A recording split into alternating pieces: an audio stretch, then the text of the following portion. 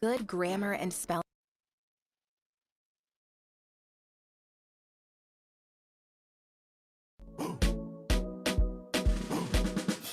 No matter where you go, remember the road that will lead you home.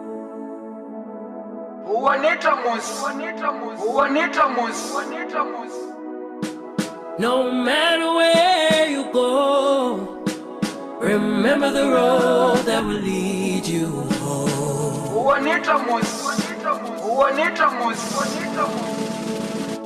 That will lead you home.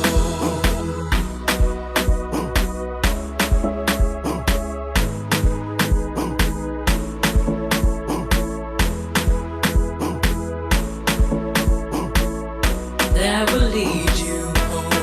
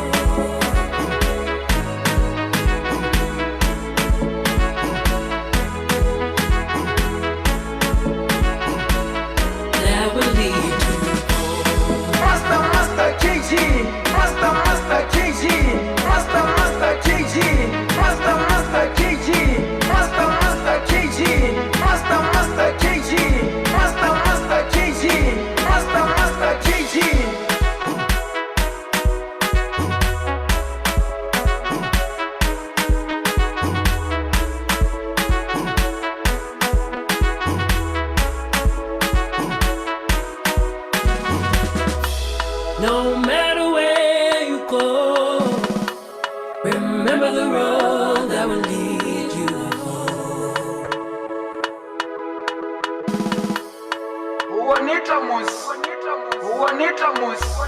No matter where you go, remember the road that will lead you home. That will lead you home.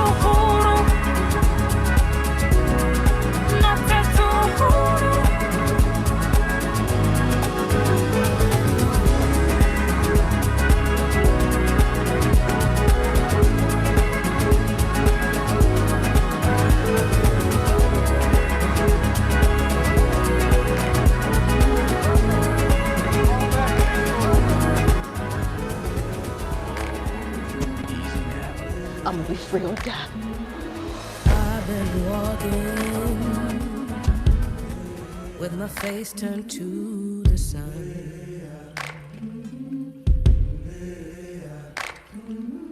Weight on my shoulders, a bullet in my gun. Oh, I got eyes in the back of my head,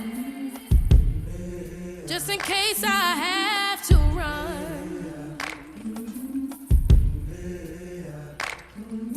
I do what I can when I can, while I can for my people. While the clouds roll back and the stars fill the night, that's when I'm gonna stand up, take my people with me. Together we are going to a brand new home, far across the river. Can you hear freedom calling, calling me to answer? Gonna keep on keeping on. I can feel it in my bones. You have made it 100 miles to freedom. Would you like to pick a new name to mark your freedom? Parrotum. Early in the morning, before the sun begins to shine, we're gonna start moving towards that separating line. I'm wading through muddy waters. You know I got a made up mind, and I don't mind if I lose any blood on the way to salvation. And I'll fight with the strength that I got until I die. So I'm gonna stand up, take my people with me. Together we are going to a brand new home, far across the river. Can you hear freedom calling, calling me to answer? Gonna keep on keeping on. Harriet, welcome to the Underground Railroad. And I know what's around the bend might be hard to face 'cause I'm alone, and I just might fail, but Lord knows I'll try. Shine stars fit up the sky. Stand up, take my people with me. Together we are going to a brand new home, far across the river. Can you hear freedom calling, calling me to answer? Gonna keep on keeping on. I'm gonna stand up, take my people with me. Together we are going to a brand new home, far across the river. Do you hear freedom calling, calling me to answer? Gonna keep on keeping on. I'm gonna stand up, take my people with me. Together we are going to a brand new home, far across the river. I hear freedom calling, calling me to answer. Gonna keep on keeping on. I can feel it in my bones. I go to prepare a place for you. I go to prepare a place for you. I go to prepare a place for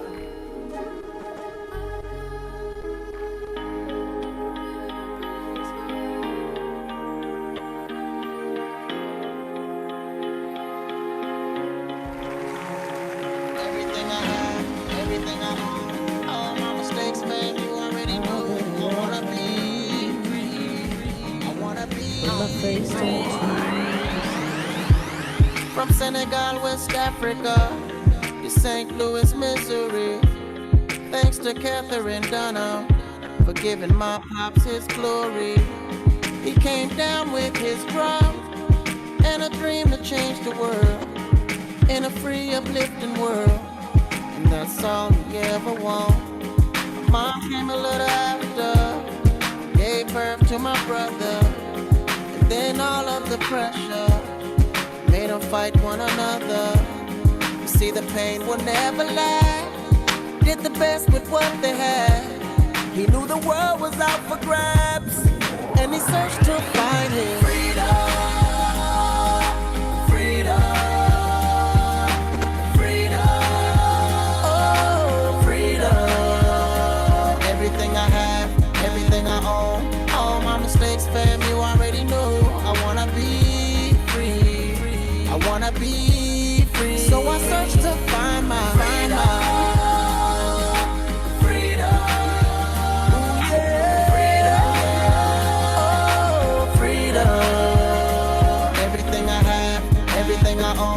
All my mistakes, girl, you already know. I wanna be free, I wanna be free, yeah. As a kid, I never knew I'd have to hustle just to make it through. So I found myself skipping school, cause the girls don't think I'm cool. And because of that, I didn't care whether or not I went to jail. I just wanna be treated fair, cause that's all I ever knew. Telling me I need to slow down, cause everybody in the whole town, cause they know how I get down. Far enough from another town. Can you believe we still around, after so many hit the ground? And we ain't gonna stop now until we get that freedom. Oh, freedom.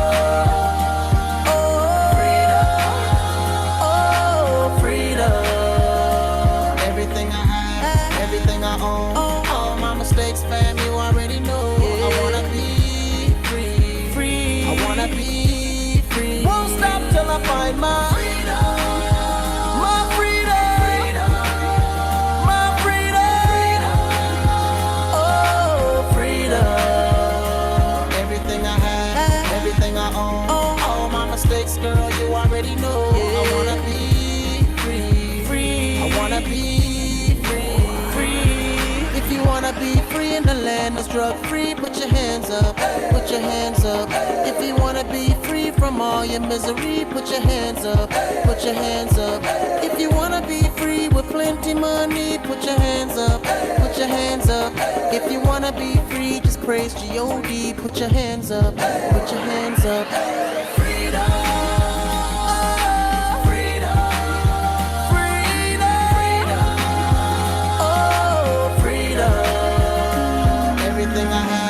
Everything I own, all my mistakes, girl, you already know. I wanna be free, wanna be free, I wanna be free, wanna be free, yeah, yeah.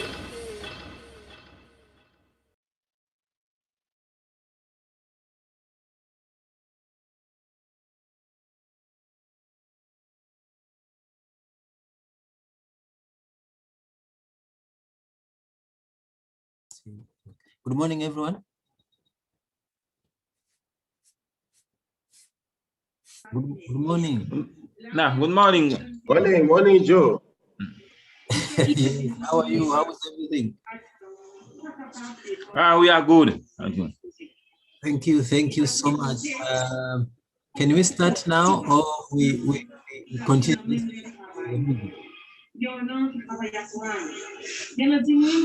I think we have a quorum, no?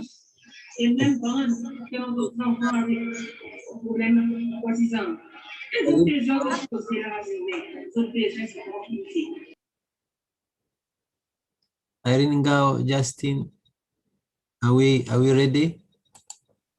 Yes, we are ready. Yes.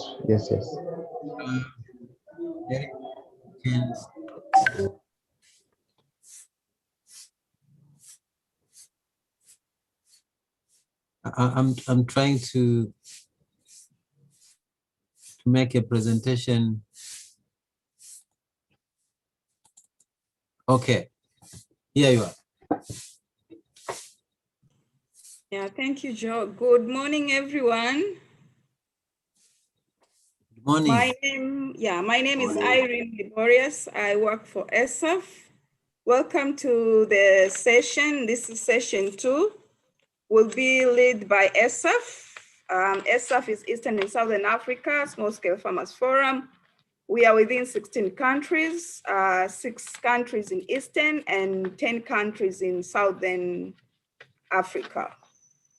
So our session today is how can SADC RISDIP ensure resilient sustainable agriculture development through supporting smallholder farmers. And we'll have different sessions which will be led by different presenters during this session. Let me welcome Emmanuel Justin to continue with the technical announcements. Yes, I was wondering if we can pause for a photograph. I think we can remove this sharing screen, take a photo, and then proceed. What do you think, Justin? Yes, Joe. I think it will be good to begin with a photograph. If possible, can everyone please put on your cameras so that we can take a photo before we proceed. Thank you.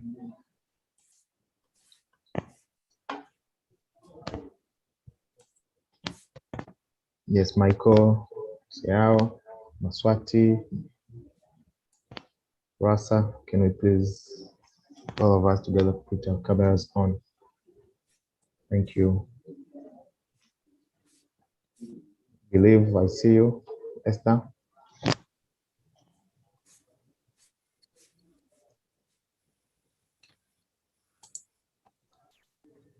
Thank you. Can put our smiles on as well.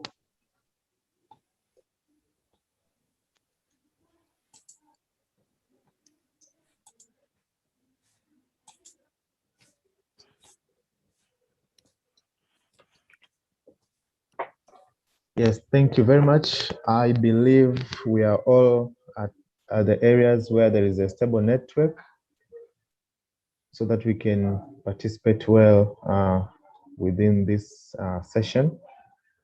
Just to remind you that please make sure you have a reliable internet connection. But also remember to mute your microphones when you're not speaking so that you cannot interrupt speakers during the session. You can have refreshments with you, but also don't forget to use the chat box for any comments or suggestion. But also we'll be having pause through the session. When we begin the session, we'll have pause, and at the end, but also we have interpretation. Right now, the Portuguese interpreter has joined us, and the French interpreter will be joining us in a moment. So welcome all. Please don't hesitate to write if you face any technical challenges. Thank you very much. Over to you, Irene. Thank you, Justin, for the explanation, the technical announcement. As he narrated, if you face any challenges on the part of technical, please don't hesitate to write to him or to just write on the chat box. The following session is we're going to have a SADC anthem. Over to you, Justin.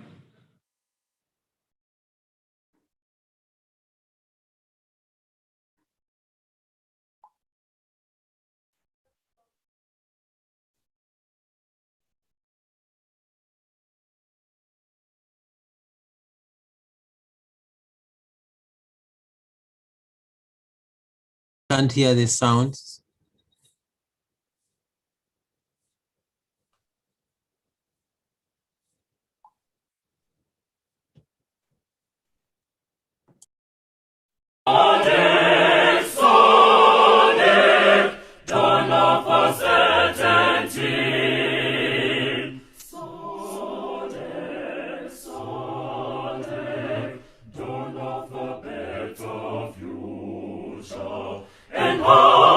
Original and universal integration to all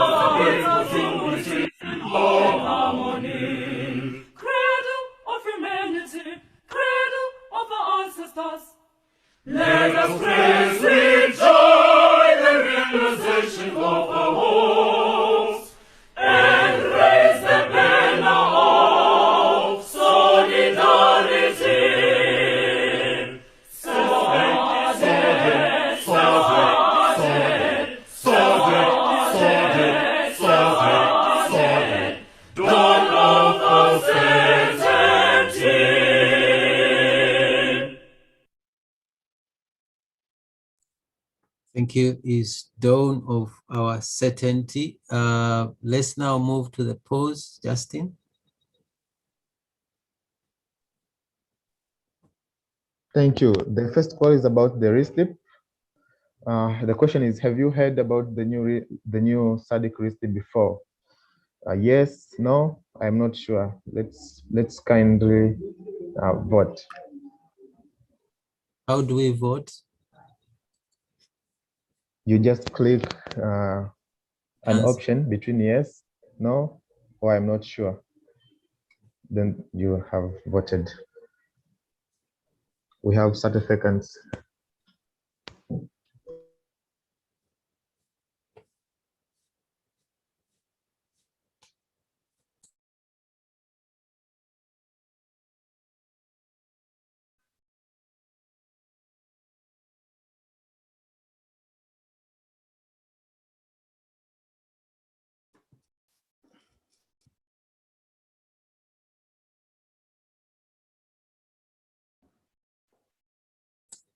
Done.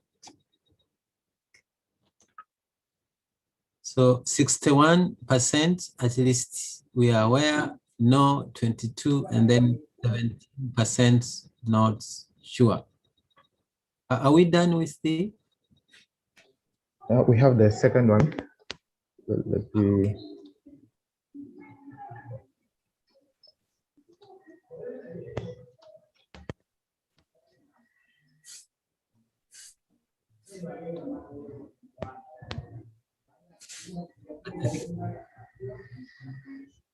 Can you clarify where we are? I can see my screen. Just have you heard of?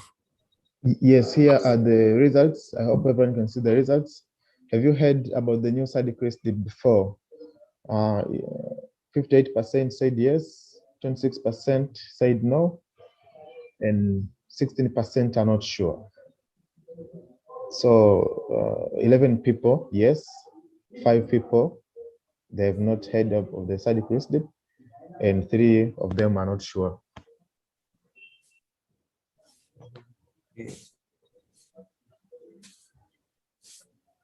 Can we go to the second poll?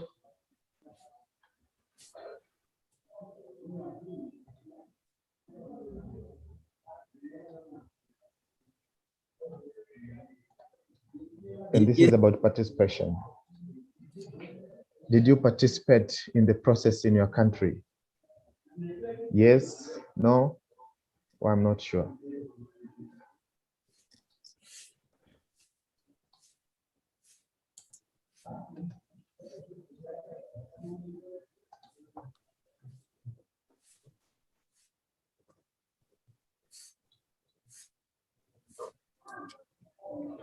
We have 30 seconds.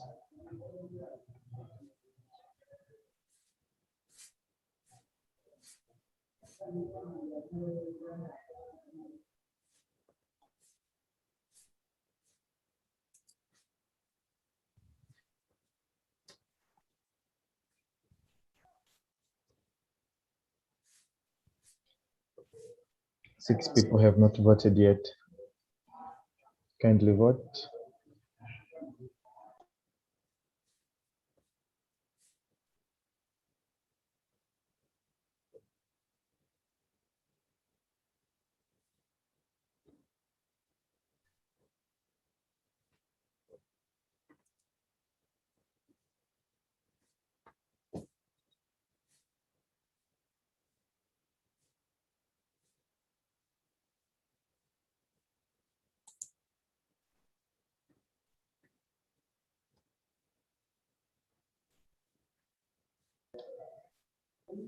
Okay, did you participate in the process in your country?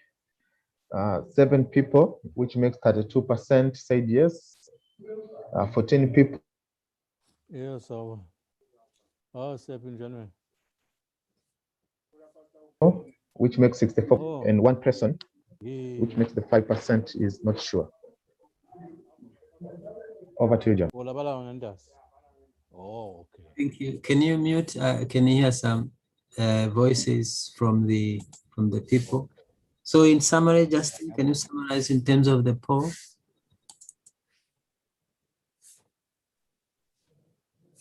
Yes, we see the majority in terms of participation, the majority have not participated in the processes in their country. Very few, 7 of them have been able to participate in the process. And more than 58, they are aware of SADC. Yes, yes. So thank you so much for the poll. And now let's move to Irene. Yes, thank you, Emmanuel, for that, for the polls. I think we are now aware that some of the countries are not aware at all about the SADC RISNIP, and most of them have not been participated on the process. The next session is the objective, of course, the objective of the session. And we have like 3 objectives of the session today. First is to raise awareness among non-state actors of the SADC RISNIP 2020 to 2030 and its implementation matrix in the agriculture sector. We believe at the end of the day, we'll have all of us will be aware of what is SADC RISNIP it is, and maybe how can we get involved in the processes. And the second objective is discuss and present draft points for the RISNIP communique. On this, we'll have our communique as part of this session. And then the last, it will be develop action plans, action points or action plans at national and regional level, head of its adoption by head of states and government in August 2021. So we have action plans from different countries and all from different non-state actors that for the head of states and government in August 2021. Thank you so much. Over to Joe. Thank you so much, Irene. As we can see, and also talked about this one, that we have to come out with a draft issue that we think they could feature in the communique. But also ourselves is to think at the national level, what can we do now on the gaps that will be seen or we have seen from yesterday, that we think we can engage or make some efforts towards changing the status quo. Thank you again, Irene. Now I beg about 20 minutes. Please,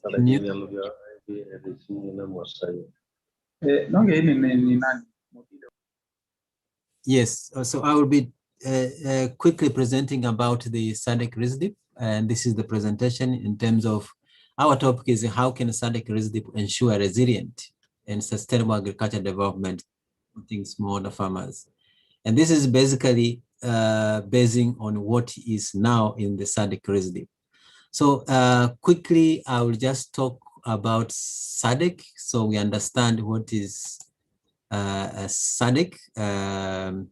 So it's a 16-member country, as we know, and Burundi is the one that after the Comoros joined, the latest one, and I know the head of states refused to bring in Burundi last year, the year before. So the population is around 350 million people by the statistics of 2018, and 70 of them also rely on agriculture. So you can see how it's important for smallholder producers. When we are talking about smallholder producers, we mean crop growers, livestock keepers, fisher folks, and those who are doing forestry, including beekeeping and so forth.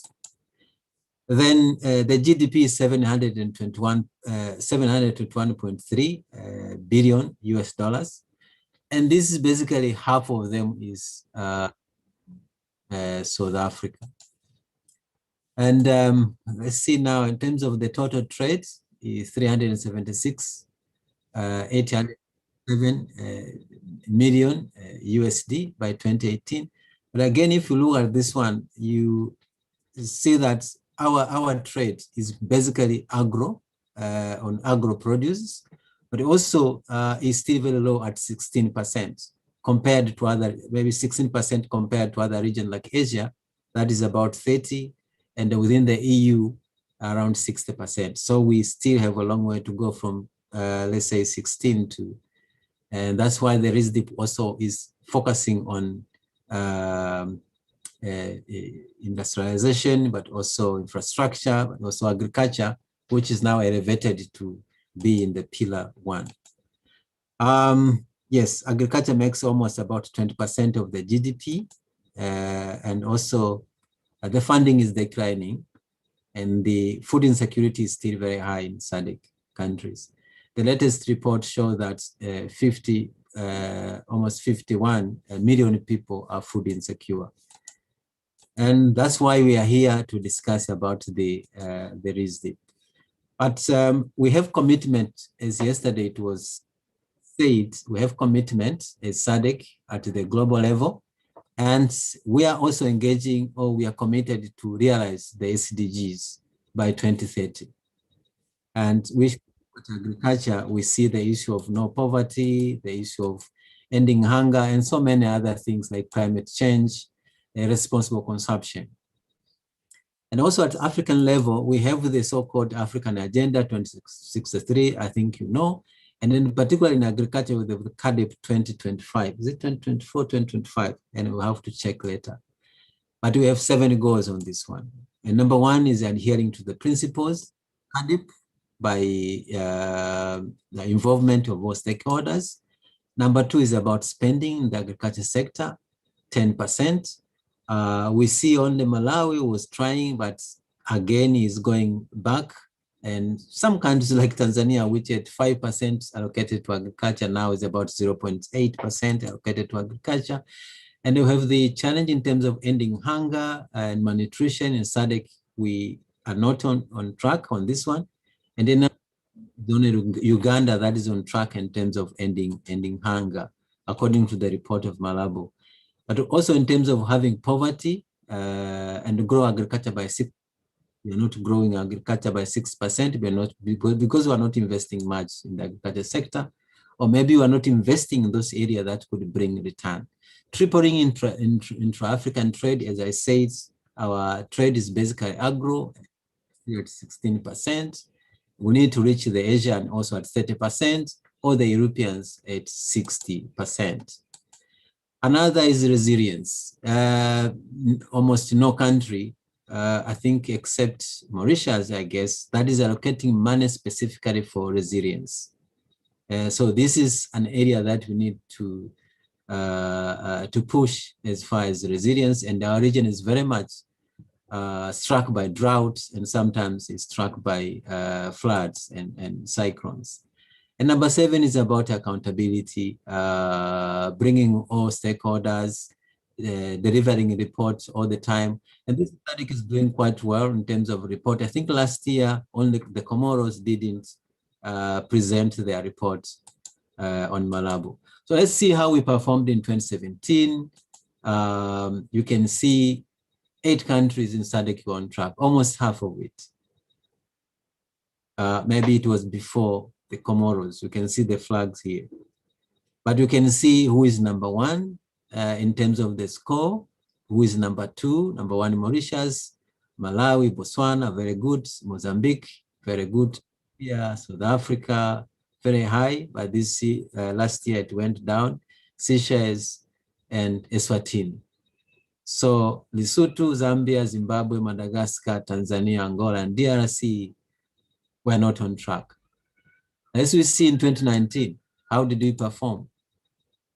The report that came out last year, 2020, amid COVID, no country is on track, and the benchmark was 6.6 points. And I think by next year it will be 9 points.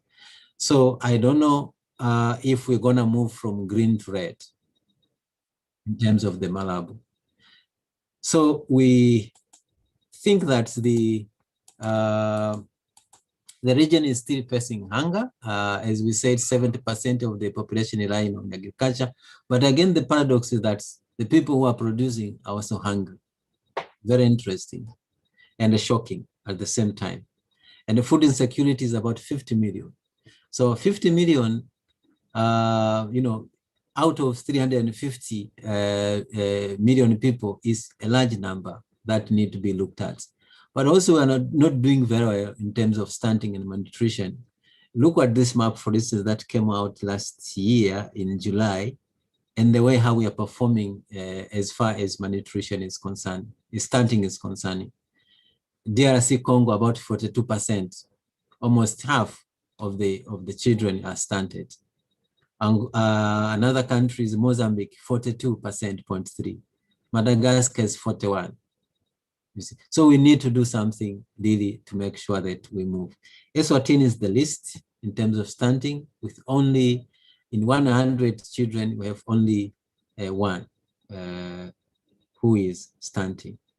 So will the SADC RECIP 2020 make a difference? Let me now quickly look at it. I think yesterday we heard about the vision, very interestingly, that's by 2050, we have 30 years to go. The SADC will be peaceful, no wars, no anything, inclusive middle to high income, industrialized, where citizens enjoy sustainable economy, well-being, justice, and freedom. So that is the vision. So this is based on the foundation, which is on peace, security, and democratic governance. And the pillars, number one is industrial development and market integration. Number two is infrastructure development. And number three is social and human capital development. And then we have another one is on the cross-cutting issues. So in the number one here, that's where agriculture is and where we are going to speak much about it now. So this again is the vision, as you can see. The foundation is here. It's just like a house. So the vision is just on the roof there, you can see. And the foundation is down here. Peace, security, and good governance. And good governance is participation and transparency. Access to information. In the pillars, number one, we said industrial development and market integration. And this is where now agriculture is. One thing that we have to really be happy with the vision is that it was taken from the corner somewhere where agriculture was, I think in other activities. And now we premised it in the pillar, very important one on industrial development, because industry cannot develop without agriculture. Then infrastructure and social and human capital development. And then up here, you see the cross-cutting issues. We have gender, youth, climate change, disaster management. And at the roof, we have the SADC vision. So this, I know this is a repetition, but it's worth it to remember that the agriculture is in pillar one, and then specifically is on objective 2. And what is the objective 2? Is a transformed agriculture sector that practices sustainable management of the environment and its resources. So looking at the objective, the main goal here, we see keywords like transformation of the sector, and number 2, sustainable management, and then the environment and other natural resources. So agriculture should not be going there to pollute water. Agriculture should not be there to pollute, to compromise the soil fertility.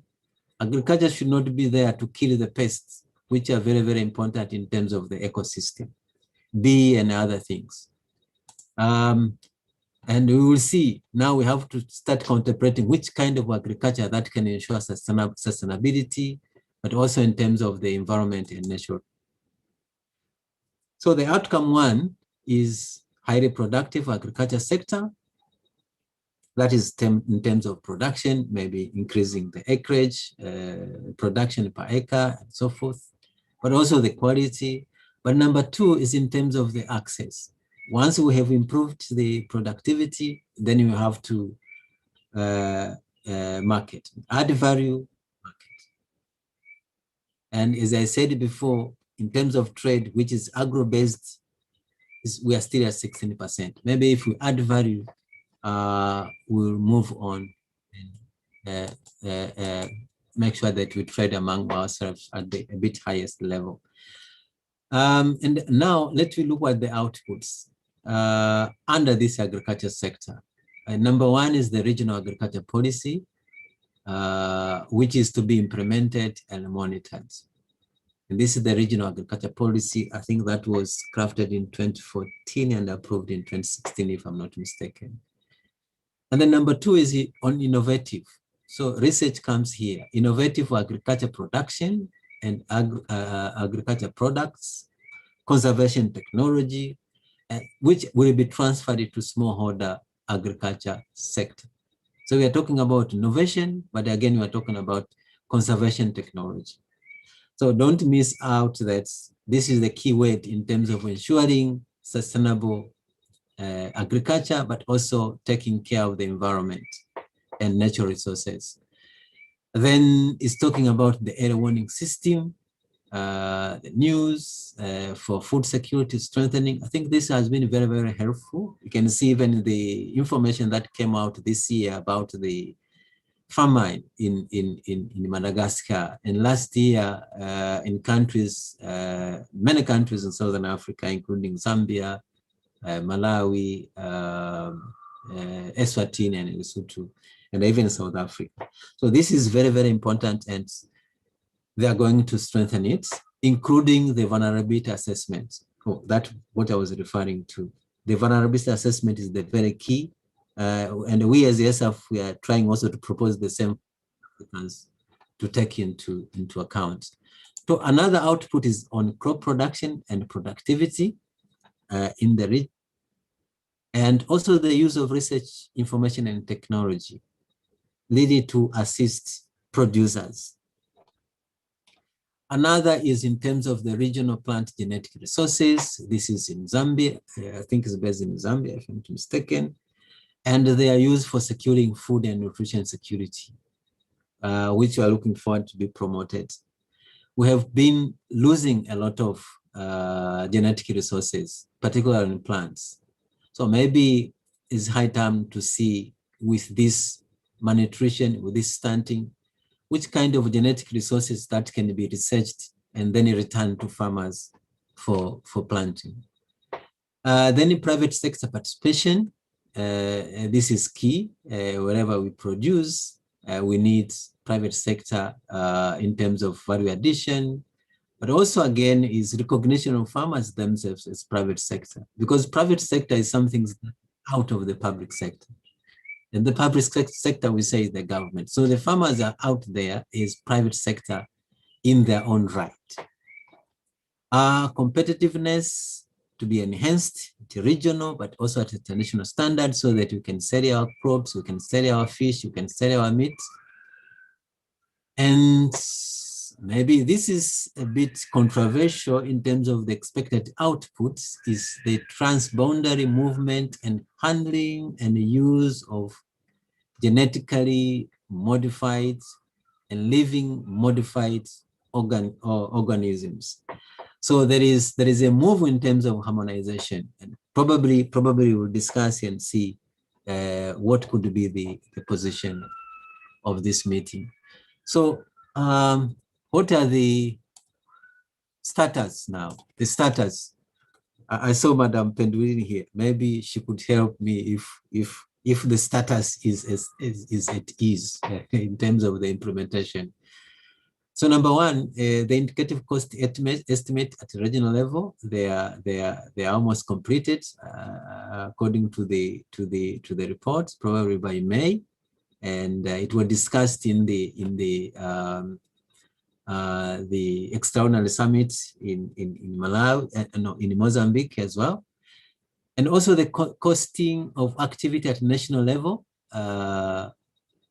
is still ongoing. And yesterday we heard in Zambia, for instance, they're at 60%, but they are concerned in terms of, I think there is this concern in terms of ensuring that the planning does not really miss out the planning department or the Ministry of Planning in all these things, so that the costing goes with the money and making sure that by next year, the budget will be allocated. For some countries, we are late, but for some countries like Zambia, I know their budget is coming. in October, I guess.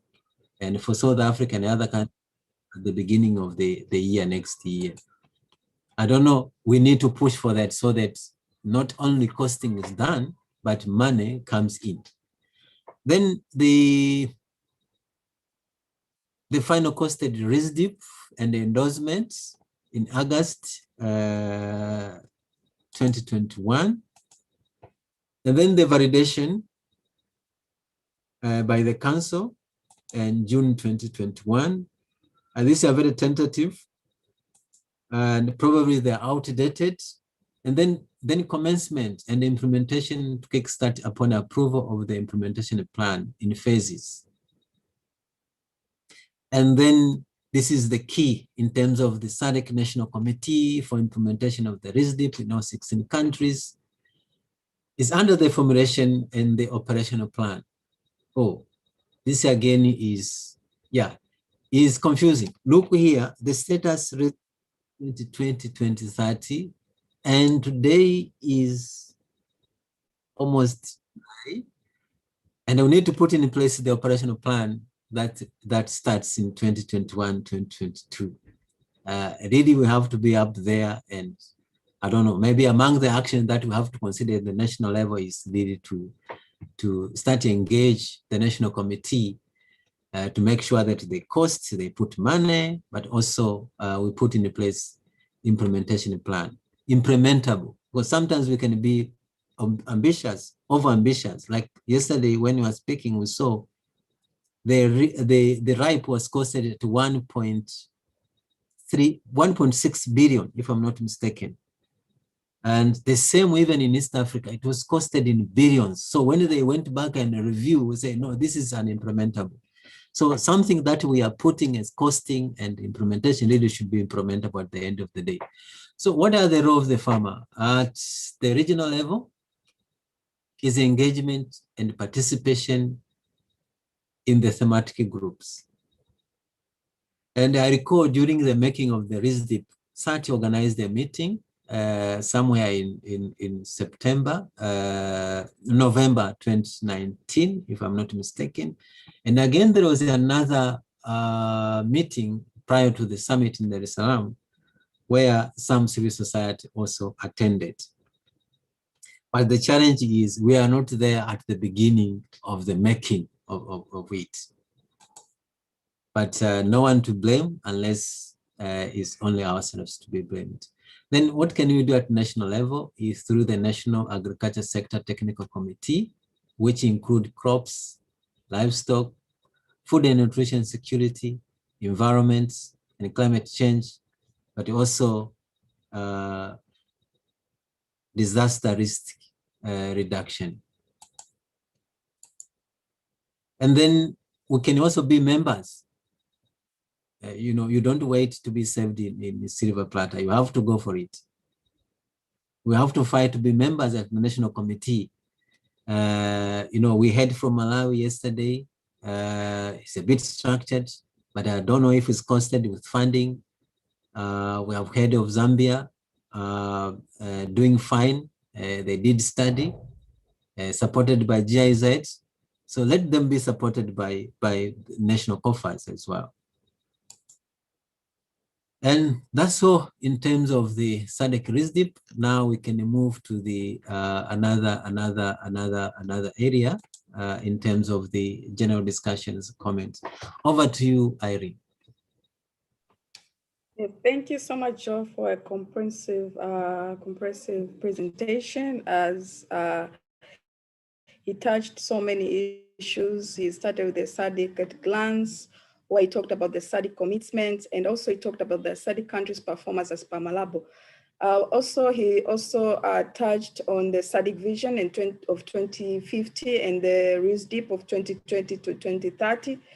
And also he talked about the main pillars that are on the SADC RISDIP. And moreover, he also talked about the status of the SADC RISDIP of 2020-2030. And he also mentioned about the role of farmers at national level at regional and national level. From there, I'll hand over to Stella for the general discussions and comment. Over to you, Stella. Thank you, Irene. Yes, so right now we want to establish an action plan at the regional level, and I welcome you to contribute on what you think that could be an action plan for us to take at the regional level. Welcome. You can raise your hand and then we can note that down, or you can also write it on the chat box. So Irene, can I propose that we start with the general comments and discussions, if you don't mind, Stella? Yes, please.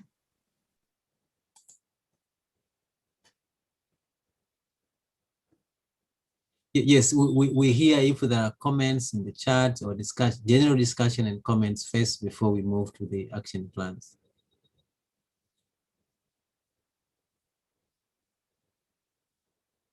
Over to you.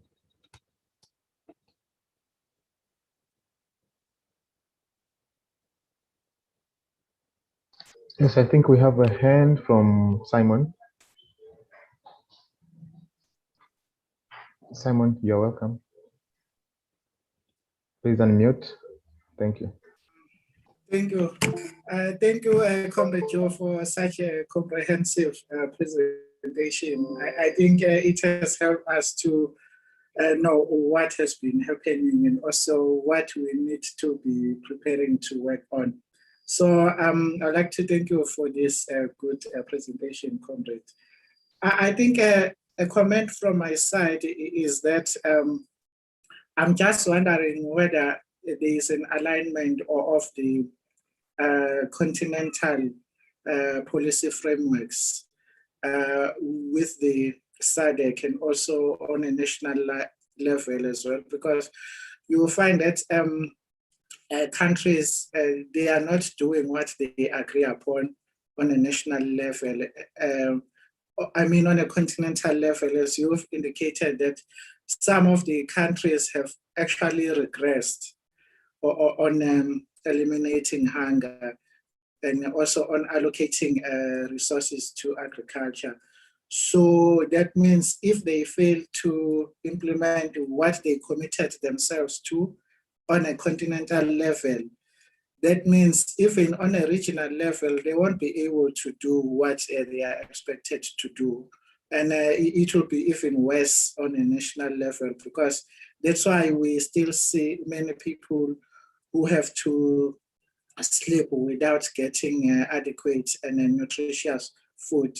But also what we have find out in our work with women small-scale farmers in South Africa, in Tanzania, in Zimbabwe, in Zambia, in Mozambique, is that it's like they have,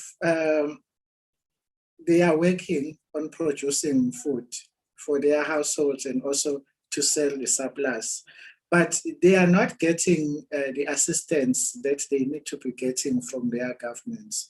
So how are we going to deliver on the RESTIP and its intentions on improving agriculture in the region if the assistance that should be going to those who are producing is not reaching them? And in other instances where they are getting something, you find that it will be just tied to political issues, like if you support a particular party, then you get assistance. If you are not a supporter of the particular political party, then you are ignored. So I'm just wondering, how can we get our governments to do what they commit themselves on a continental level, also on a regional level, and make it happen on a national level? Because, yeah, for me, I see discrepancies in terms of how they do what they commit themselves to. Thank you, comrades.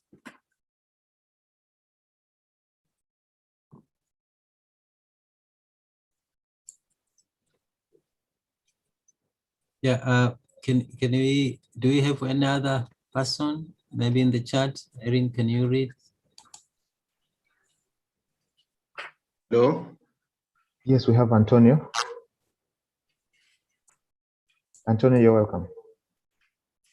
Obrigado, Emmanuel, obrigado, Joey, pela tua apresentação muito boa.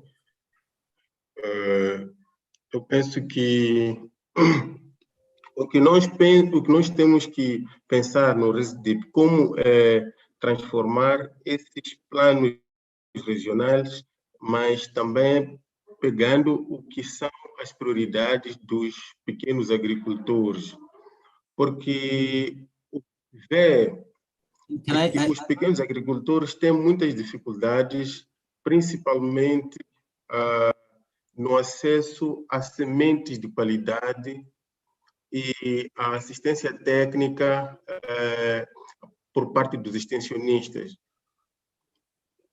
Os nossos estados comprometeram-se a pelo menos alocar 10% do orçamento total da agricultura para total do país para a agricultura.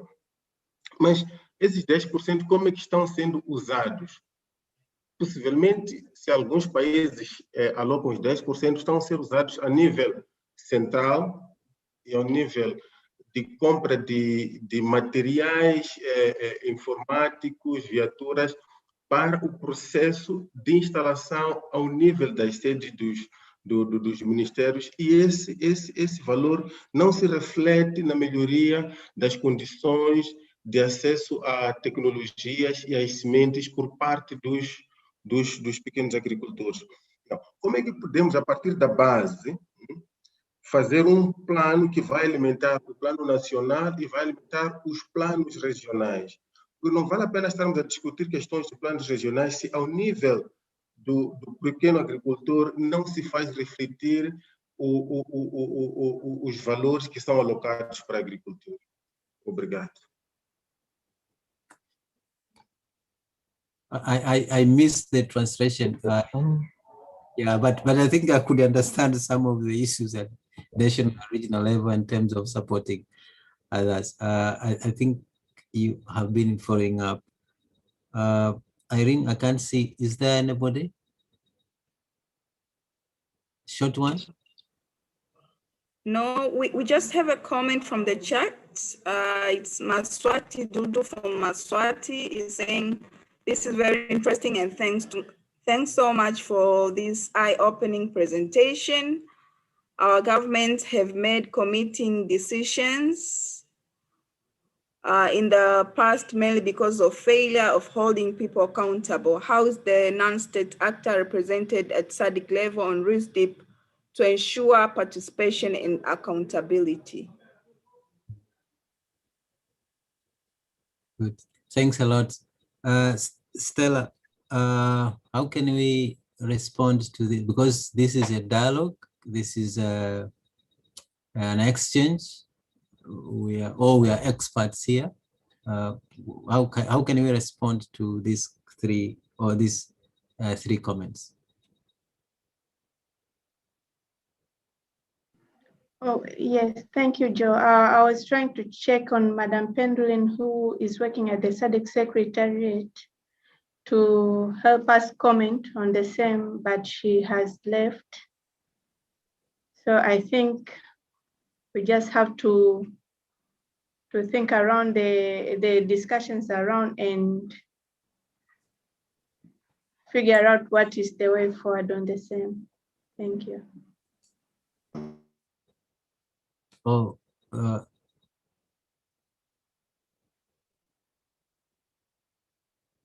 okay. I think we can take it as maybe you can just text her in terms of the question and see if she could she could respond to the, or maybe there are technical challenges. So basically, I think if she was around, she could just say that the SADC is also looking at the commitments. Is looking at the commitments at global level, the commitment at East African level, and then the commitment at the national level. For instance, very interesting, if you look all the development plan now in our SADC countries, I think mostly are talking about to be middle income country, industrialized, and then peace and so forth. So, and this is because of the vision.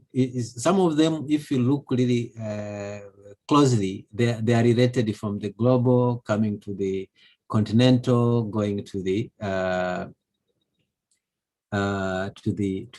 regional level. But I recall one of the meeting, Mr. Gove from the SADC Secretariat, he said that so many countries in SADC, they have not yet aligned their NIPE to the Malabo, so that it becomes easier in terms of monitoring progress.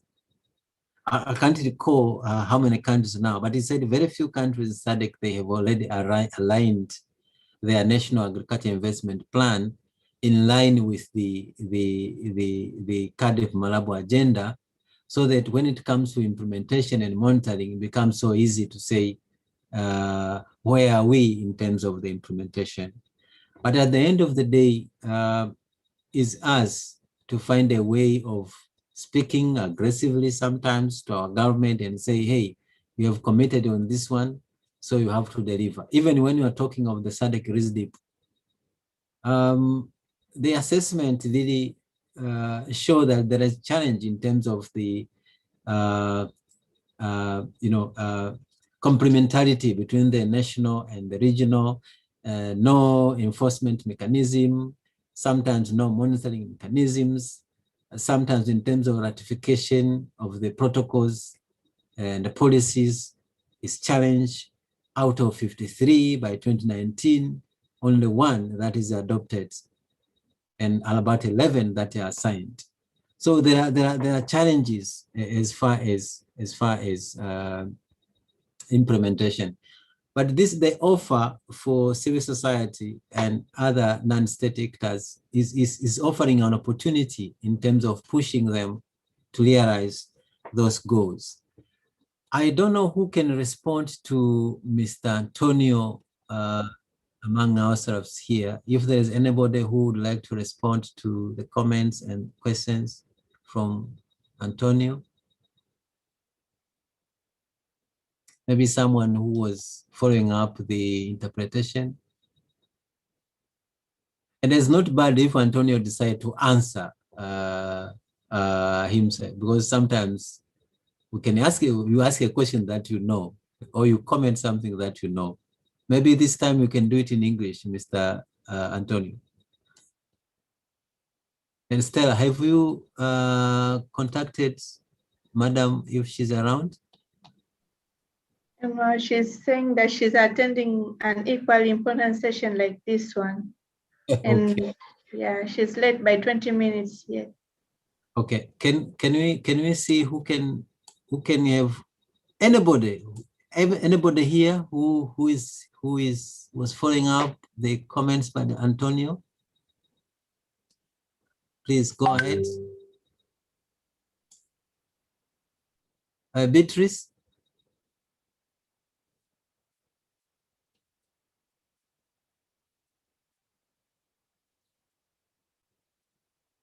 Hello. Hello, Joe. Yes. Yeah, I'm sorry. I was speaking in Portuguese where I'm comfortable.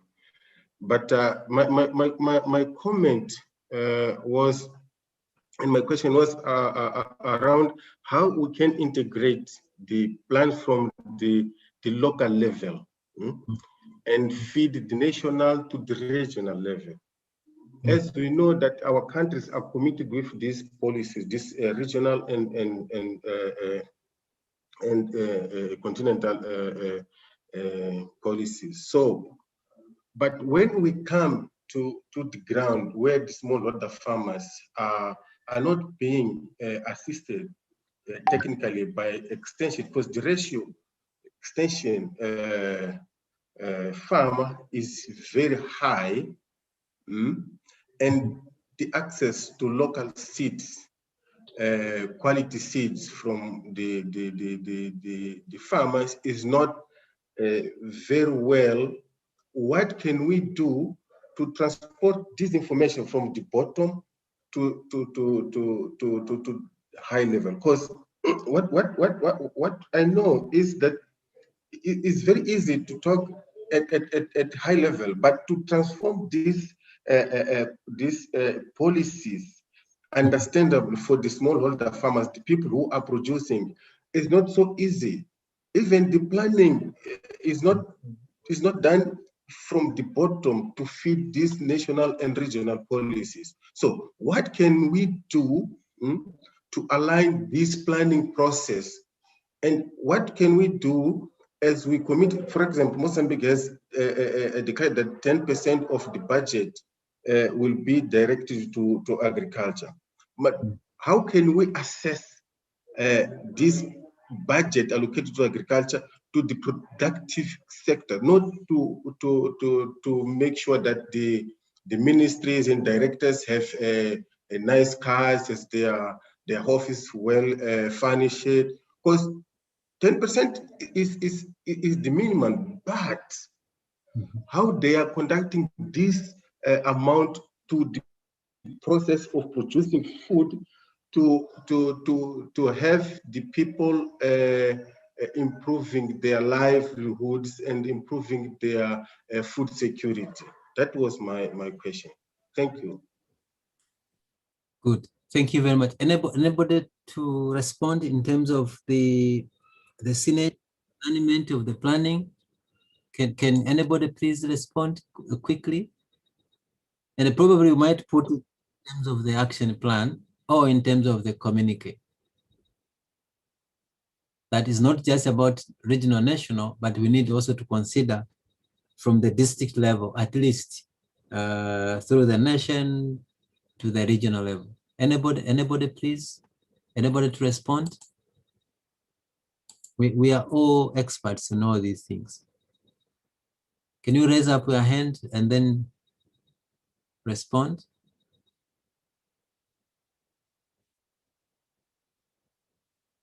Hello?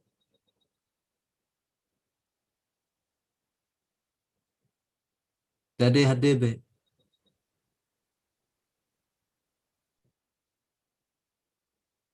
Madam Mavis?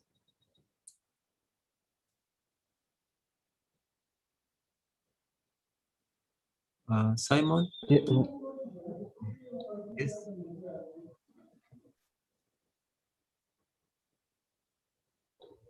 Yes, we have a hand, Joe. We have a hand from Mike Oneligwa. Go on, Mike. Okay, thank you, Joe.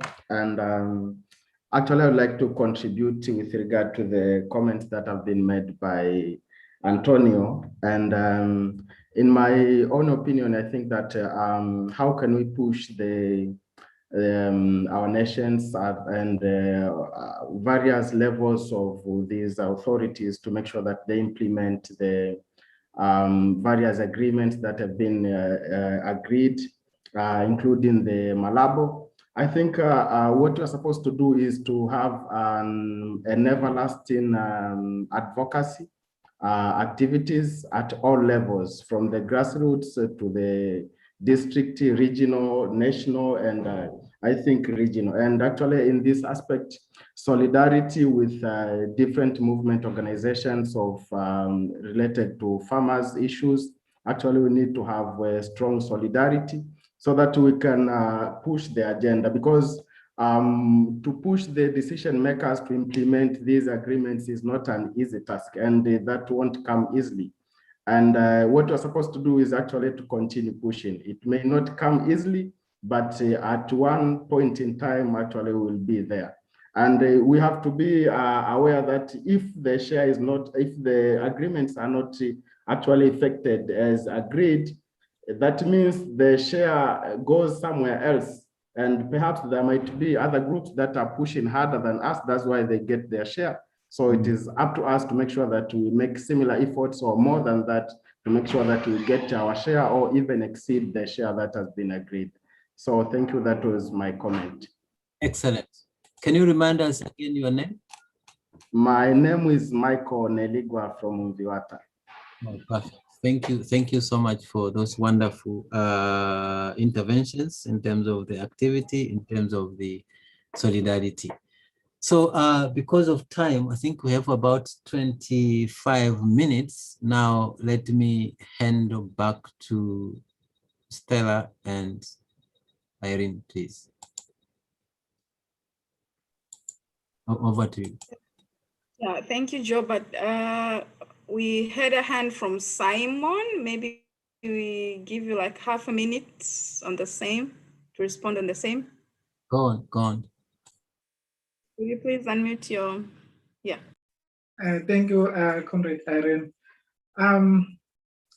I think what we need to do, comrades, and I will just talk in terms of the objective of this meeting, that we need to foster a closer working relationship with these organizations, starting with the SADC, because they are closer to us here in the region, and also extend our working relationships with the CADAP, because the CADAP coordinating office, they are also one institution that we need to influence and see how they respond to the countries that are not doing what they sign up to do. And then, but also we need to pressurize our governments. Actually, we should be knowing why they are not allocating enough resources to agriculture. We should know where are the problems, if we are experiencing problems, or if we feel that maybe they are just dragging their feet. That should be the information that we know, so that we won't be like wishing if they could do the right thing, but we will be like knowing why they are not doing the right thing if they are not doing it. And also encourage those who are on a path to doing the right thing to keep on doing what they are supposed to do, and even encourage or check if they can do more. So what I'm trying to say, comrades, is that this meeting has just come at a good time, and it is encouraging us to have a close working relationship with the SADC Secretariat in this instance. And also to say that as part of the implementation of the risk and monitoring the progress or the impacts of this development strategy, we need to work closer with them. That's why we need to see how we can resuscitate the agreement of cooperation, or the rules of engagement, as one might call them, to say this must be a formal thing. It should not be just done because they are creating another paper. Then they come to us and say, hey guys, we need your inputs on this. But once we've given them our inputs, then they leave us out of monitoring and assessing the impact or the responses of the member countries on these strategies. So yeah, this is what we can use, comrades. Thank you so much, Simon. May I call Teodora, half a minute, please? Then we'll go to Geoffrey from Zambia. Okay, thank you, Irene. Well, I would first add from what Michael has just said, but I have just one more added contribution to that. I think it's also as much as we push harder on advocates on our side, but it's very important if we also foster on the alternatives. So perhaps the government, our government, but also the people that we work with, for example, the smallholder farmers, you know, they are more prone to the normal, what they call normal. So if we show or if we manage to tell them that and show them that alternative work better, they also tend to take it and own that process. For example, if you tell them, if you manage to force your village government to implement the O&OD for you to be part of the planning process at your village, you are going to get this and that. If they take that and they implement and they see the results, then we have the synergies. So at the organization level, we push harder at the national level, but also at the grassroots level, the farmers are pushing harder also. So the alternatives, I think, are also part and parcel of whatever results that we want to see, and we need to foster them. Thank you. Thank you so much, Theodora, for your comment. Can we finalize with Geoffrey? Okay, thank you very much, and good morning, everyone. Apologies, I've been having a bit of a challenge with the internet. But my contribution basically will be narrowed down to the context of Zambia, where we have also noted that the issue to do with the date has also largely has an impact in terms of resource allocations. For example, for key sectors such as agriculture, maybe even I can also talk about health. Now with the impact of COVID, so we are faced with the reality. In terms of the discussion we are having currently, I think context like ours becomes a bit tricky because we reached whereby now the debt burdens have stretched our budget to a point whereby even the money that would be invested into these sectors becomes a challenge because the focus is to ensure that we pay these debts. So probably maybe my question, and maybe I can ask the colleagues, is around like to see that SADC, what is it doing to ensure that even also the issue of borrowing and other related issues like resource allocation to the key sectors, it's helping its member to comply with even the legal provisions which the particular country have.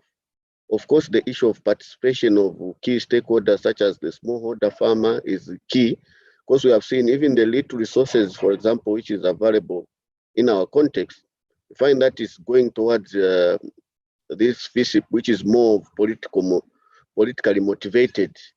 And because of the shrinking political space, you find that there is little which the non-state actors in this case can do to influence the resource allocations. We have now the Planning and Budgeting Act, which probably is, has come off more or less like as a symbol of hope. But like I've indicated, the issue of debt still plays a major hindrance in terms of ensuring that adequate resources are allocated to the agriculture sector. I hope maybe, I'm sure maybe one of, if I have colleagues from Zambia, maybe they might have spoken on these issues already, but I just thought I can also emphasize, maybe my question is to Joe, how do we ensure that SADC pays attention to these key issues?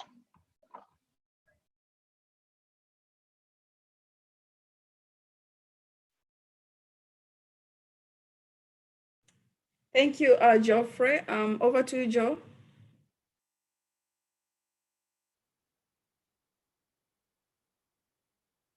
The issue of debt really is a big one, so to speak, is a big one.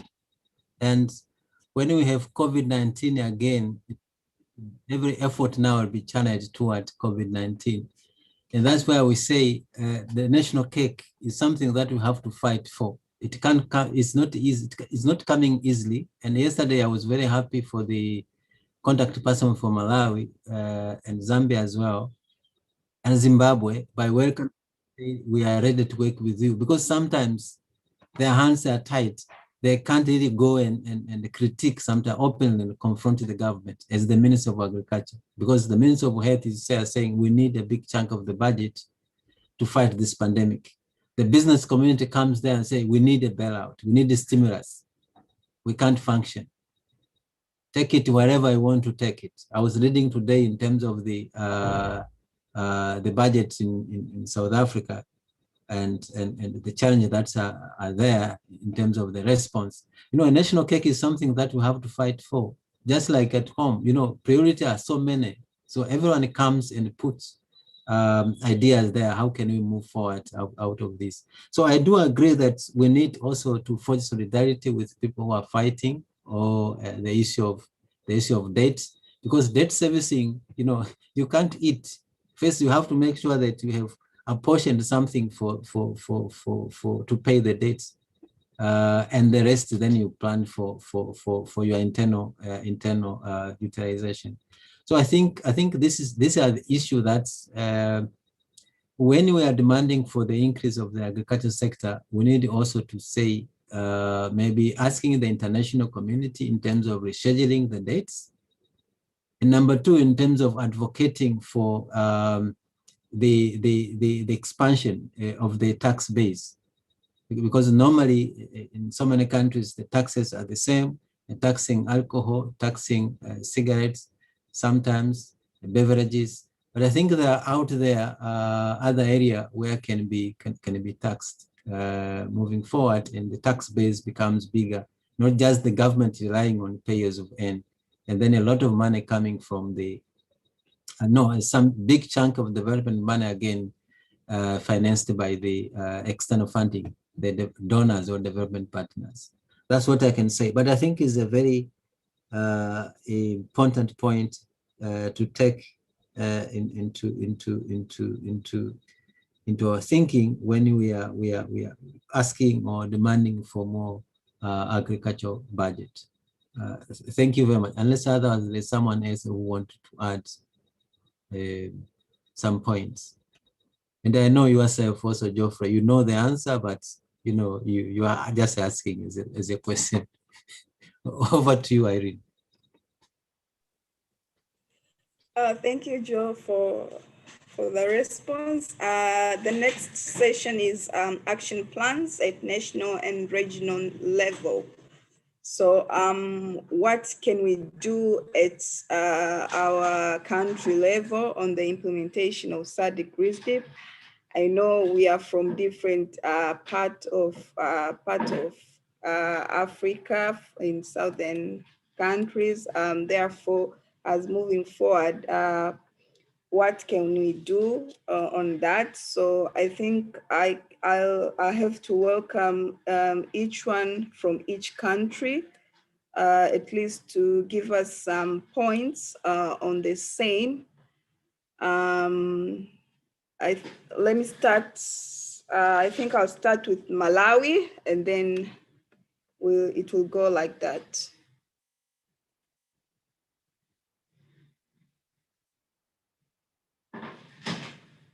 Yeah, anyone from Malawi can respond on the same, please.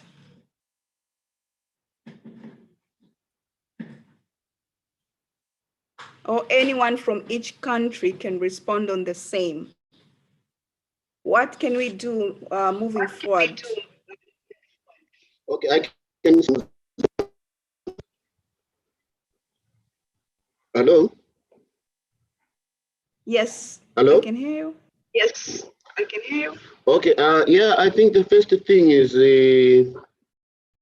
I think we need to ensure that, for example, we participate of, for example, in the review of this this dip to ensure that at least it's the plan that is going to ensure that all our aspirations as the players in the agriculture sector are covered for adequately in the clear strategic plan. For example, in our case, like you have heard yesterday, we are in the process of developing the 8th NDP, and also this is another window to ensure that we also fully participate and also capacitate even our members, our other non-state actors at the local, provincial level also to ensure that they participate in these processes, so that the plan will be a reflection of what will be reflected in the plan. And then the other idea is probably to continue this advocacy at SADC level to ensure that SADC holds its member to account, and also maybe on some of these commitments they make.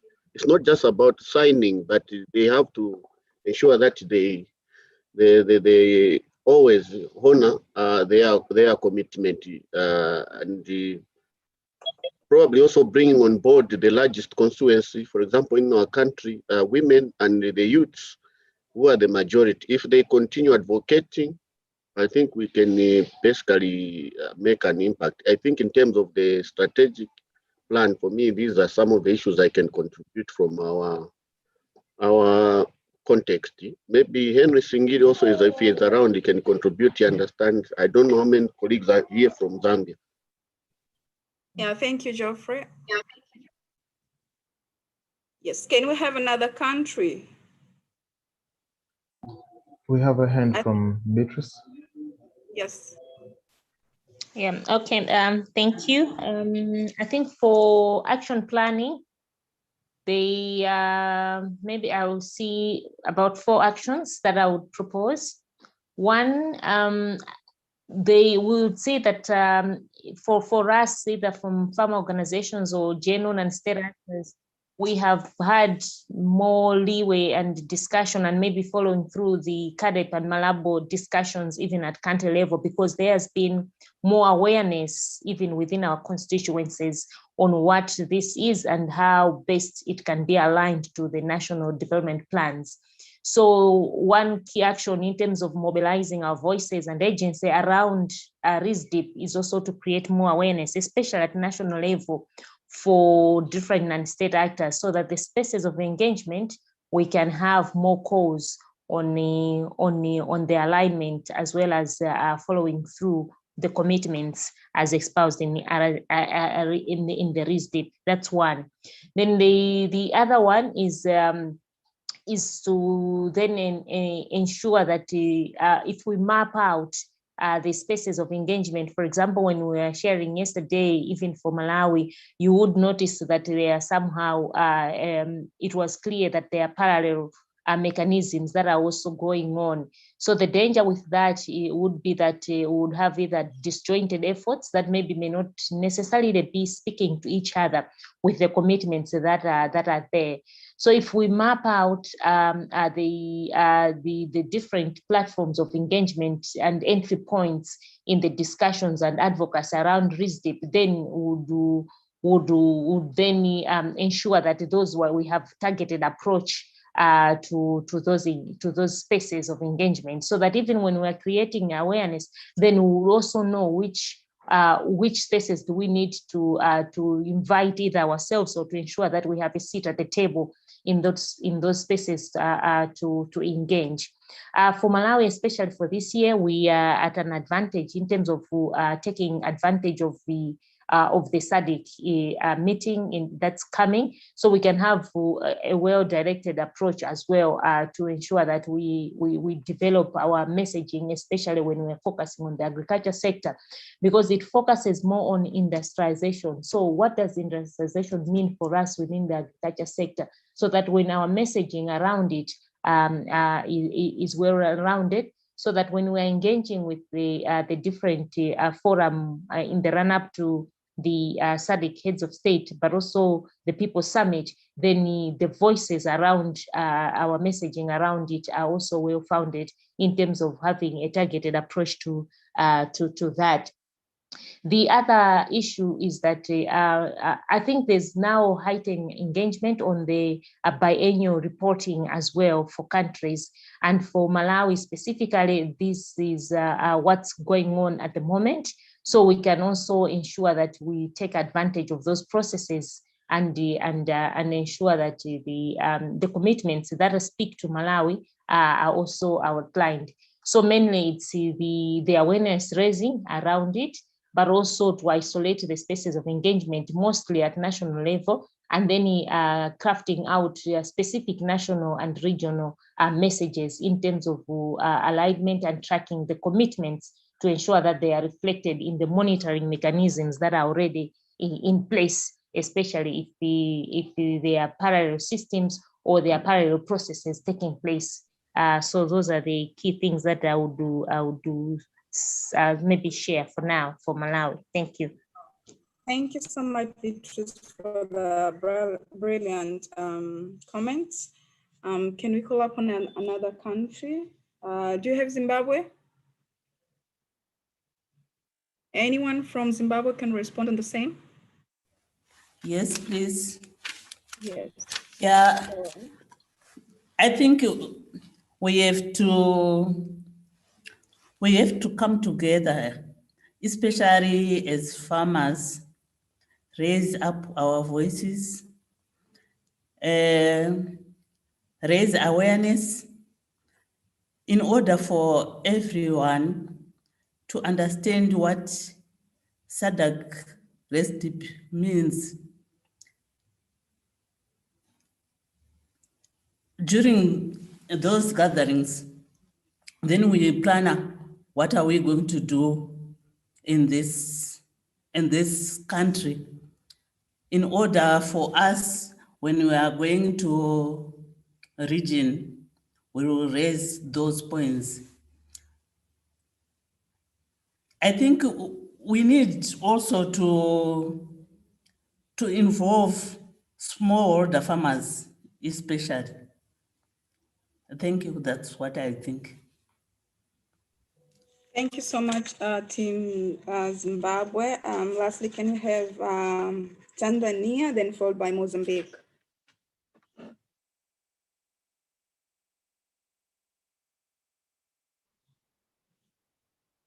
Yes, anyone from Tanzania can respond on the same?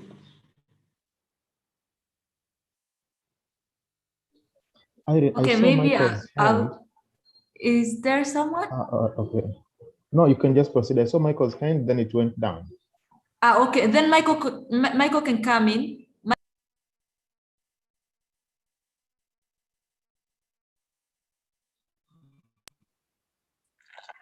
Okay, so let me proceed if he's not there.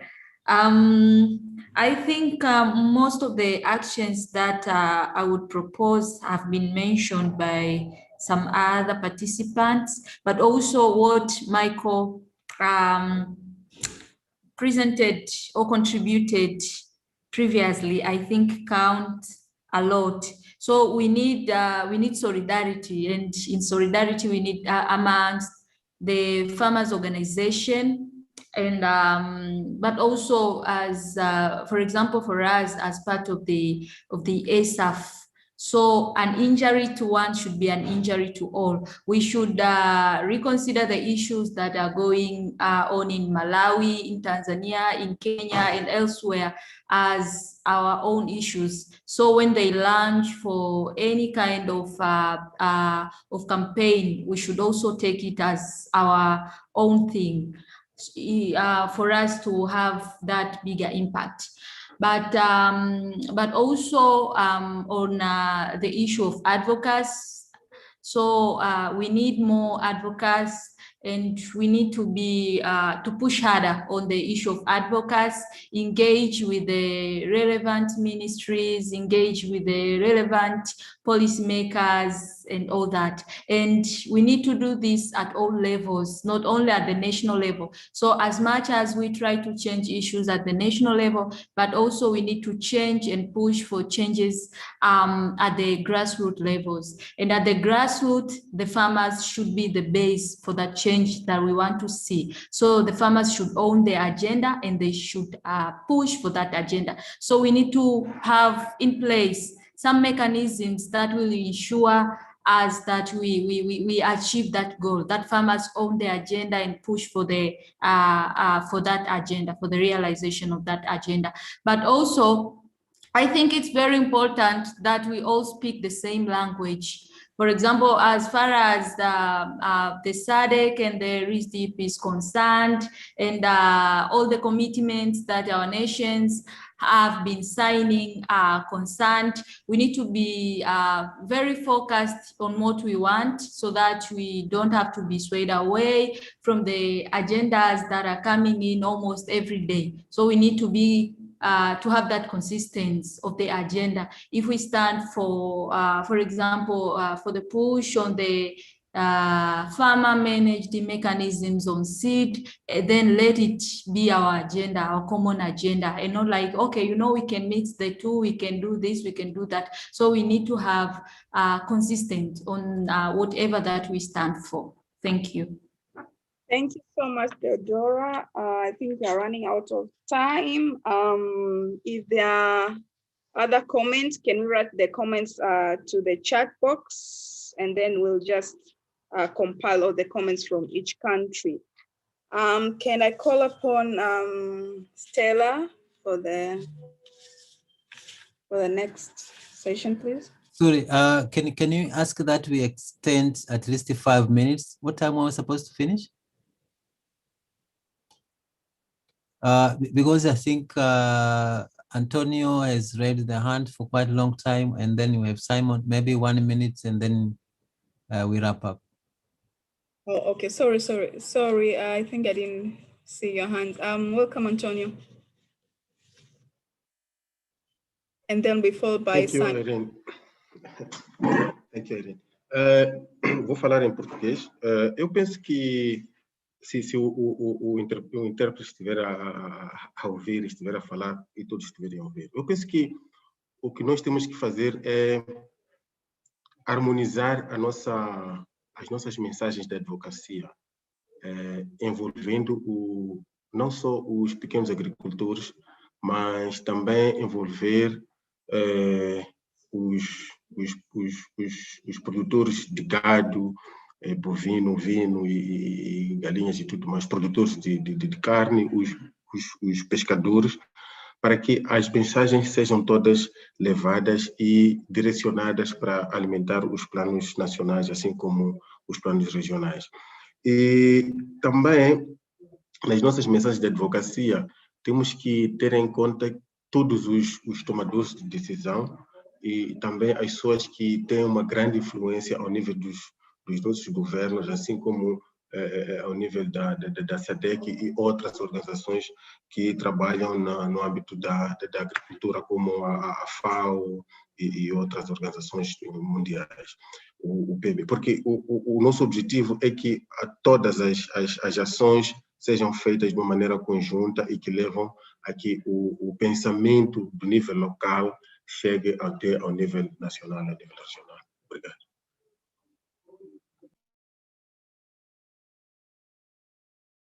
Yes, thank you, Team Mozambique. Simon, please.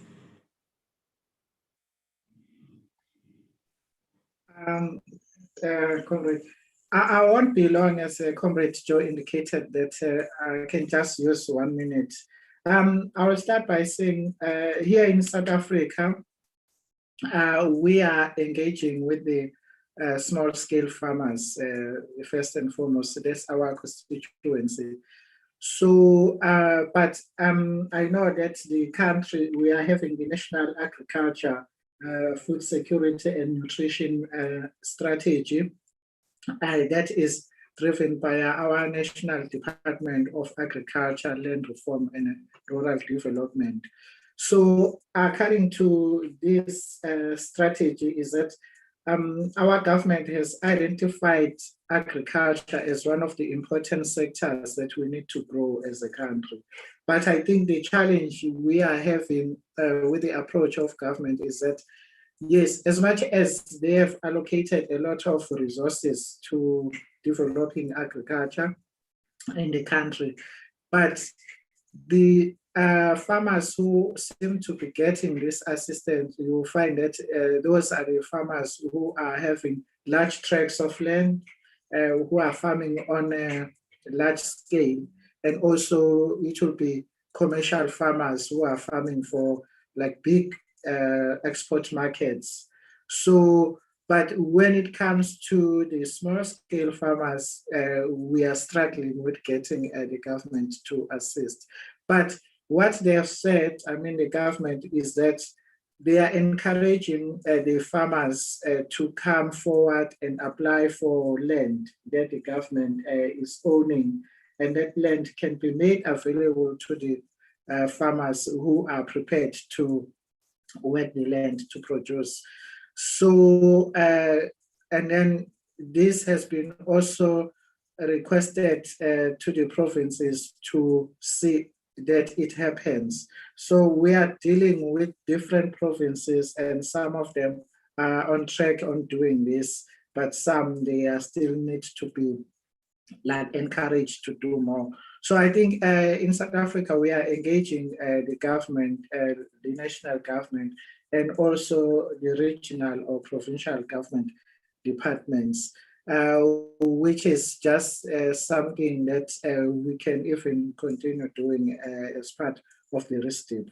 So, but I think in terms of our compliance with the CADEP and the SADC regional agricultural policy, there we just need to see how that coordination we can get to know more about it, because our challenge is that our departments have so many units, you know.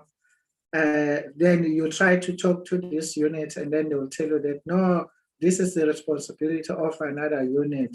And then you go to that unit, they tell you that, no, this is the responsibility of another unit within the department. So I think this is where we still need to see how we can strategize. But finally, to say that in our strategizing, we need to see how we organize ourselves as small-scale farmers, because they are associations that they work with. But as I've indicated in the beginning of my inputs, is that these associations, they include those farmers who are just focusing on the export market and who are almost like big-scale commercial farmers that the government is working with. And for the women small-scale farmers, we still need to push for them to be recognized and for them to benefit from these initiatives that our government has started or put forward. Thank you, comrades. Thank you so much, Simon. We have some chats. A comment from Seychelles by Mr. Andre Sofa said farmers should be part of their local RISDIP committee. Another comment from Aswati Judu from Eswatini. He said, in the case of Eswatini, we have to do a fact-finding mission on RISDIP, then engage with government to establish where the process is. That can be followed by the engagement and empowerment of smallholder farmers and put them in the forefront on advocacy and lobbying for their participation in the process, including costing, implementation, monitoring, and evaluation. We also have another comment from Lesotho by Mamale Fesani Fakoe. She said mobilization of farmer voices is very critical, but also farmers being part of their local RISDIP. However, the challenge is when the information is not shared and available of the process. For example, this is very same activity was kept as a secret for small scale farmers in my country. Thank you so much for the valuable comments. May I call upon Stella? Over to you, Stella. Thank you.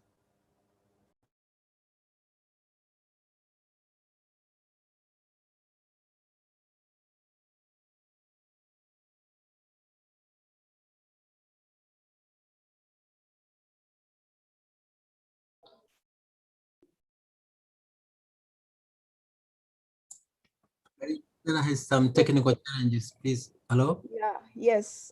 Can I call upon Justin to continue the session? Thank you. Yes, thank you, Irene. The next session was on the proposed input to the event communique, whereby the first one was the proposed input was a call for the. Oh, thank you. It was on the inclusion of voices of women, youth, and smallholder producers in risk-deep processes and food and nutrition councils from district, national, and regional level. But the second one is to call to put in place a robust regional agriculture development and advisory extension service strategy. The rural agriculture production clusters that promote agroecology, farmer-managed seed system, and gender-sensitive services, and avoid imposition of GMOs to all SADC countries through RISDIP.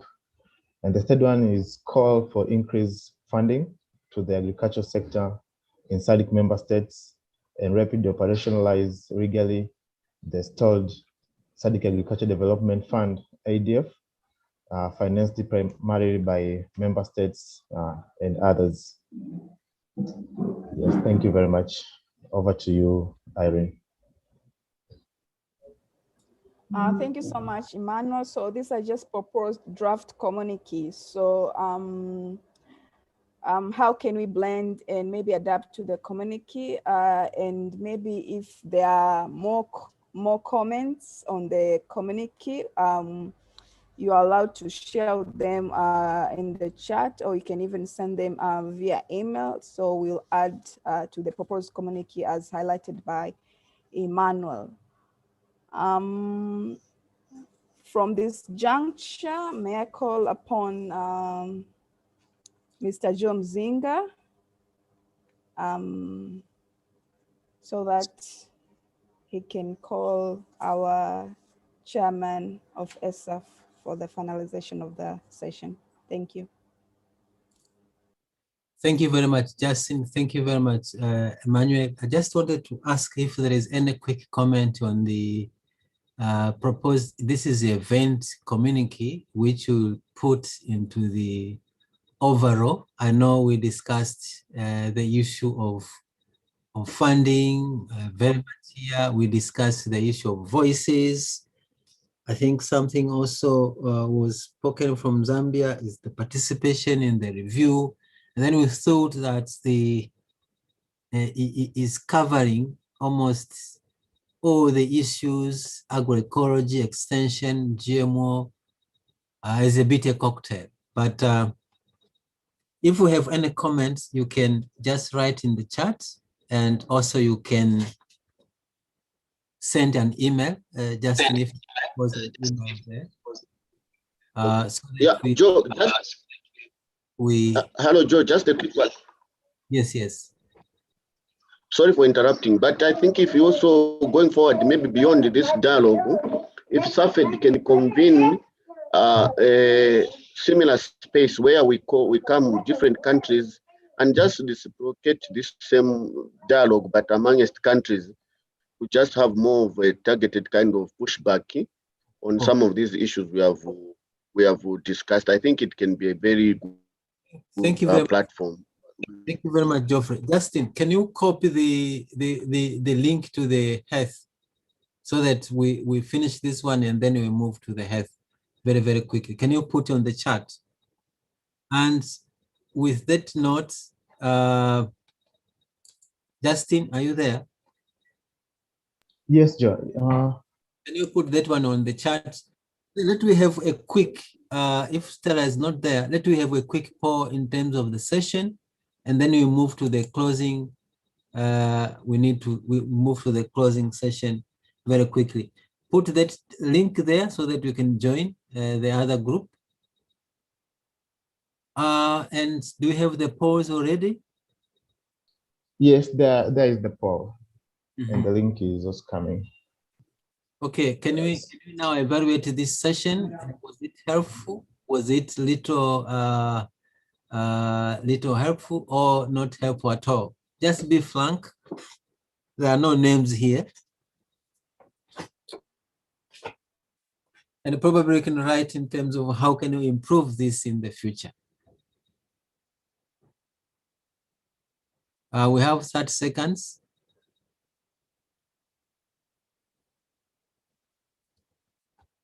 We have only 17 people who have voted. Now 18. Can you quickly click? 19, 20 people. We have 10 seconds. 21 people, 22. We still have 10 more, 24, 9 more. 25. I think, yes. Yes. With the 25 people out of 30. So is useful, a little helpful was 3 people, and that is 12%. Sorry, the one who voted are 25 people, 75%, and then very helpful, 22, that is 88%, little, 12, and then not helpful at all is 0. So thank you very much for voting. And now we are moving to the closing session. May I invite now Mr. Hakim Balilaine to just give us a few words before we close the session when Justin is preparing. I think this time that we have Zambian music. Over to you, Chair Hakim.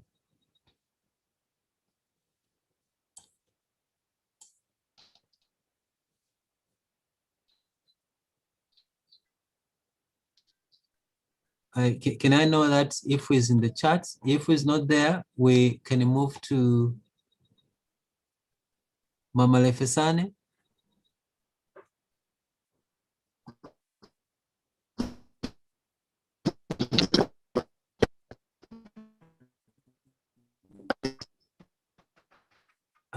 Is that problem on my part?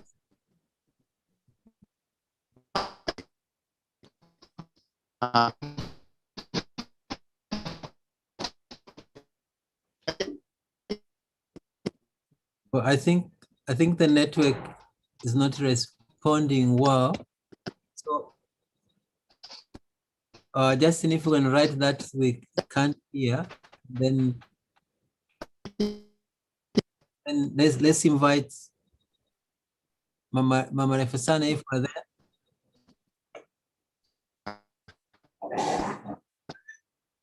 Mama Nefesane.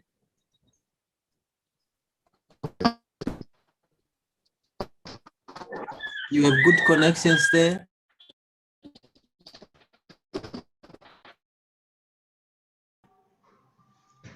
Hello? Yes, madam, please go on. Can you hear me? Yes, we can hear you, but I can't see you. You want to see me also? Yes, because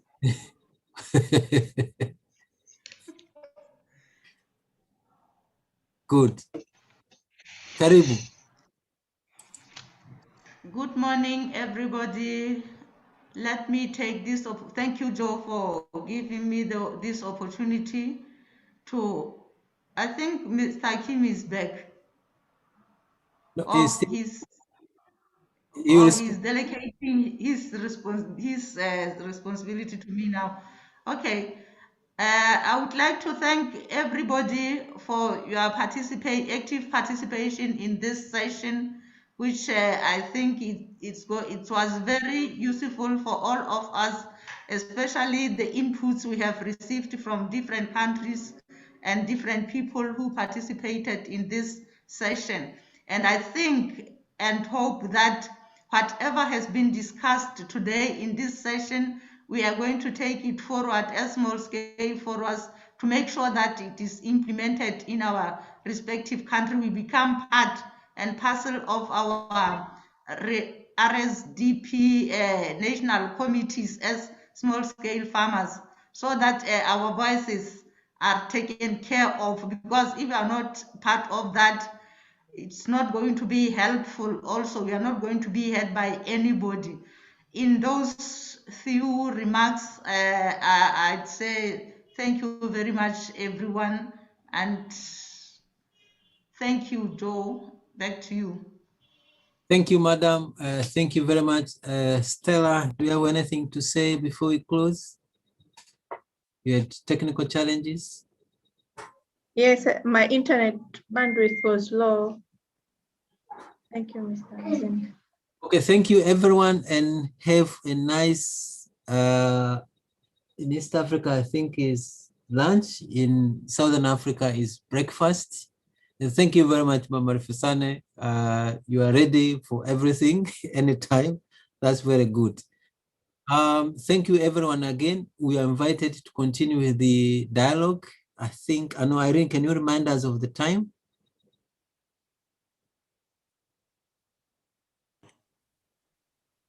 We have a dialogue timetable. Anyone with a timetable? Mr. Vlakazi, I think you might know what time are we meeting.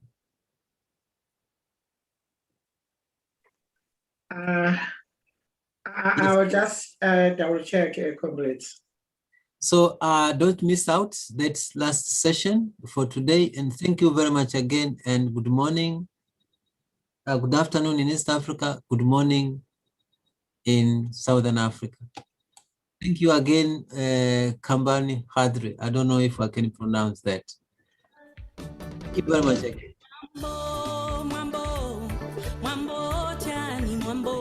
Thank you, everyone.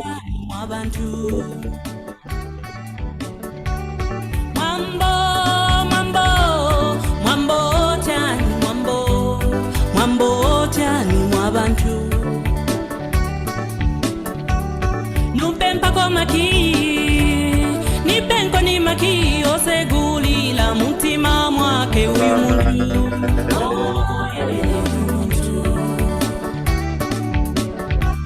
Nonekotela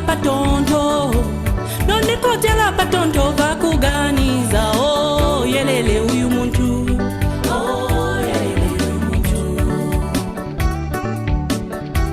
Nenuona lini bwino, neonuona lini bwino, nuona ngati, oh nina mantawi zonse.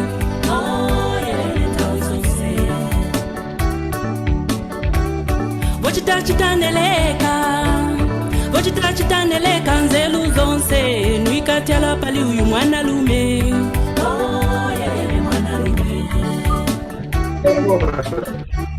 Chifukwa neo nikakonda, ndipo nikakonda, oh yelele nakondela tu.